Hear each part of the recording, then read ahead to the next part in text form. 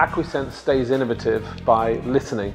We listen to customers all over the world and try to understand what their needs are, what the problem is.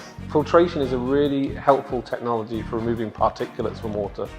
And traditionally we've used chlorine disinfection to kill the bacteria that pass through filters. We use ultraviolet light generated by LEDs to kill the bacteria within the water. We now have the ability to produce products that are so small they can be integrated into water coolers, into airplanes, into medical devices. Because the possibilities are so huge and there are 7 billion people on the planet, we have so much areas we can work in. Manufactured in northern Kentucky and exported all over the world.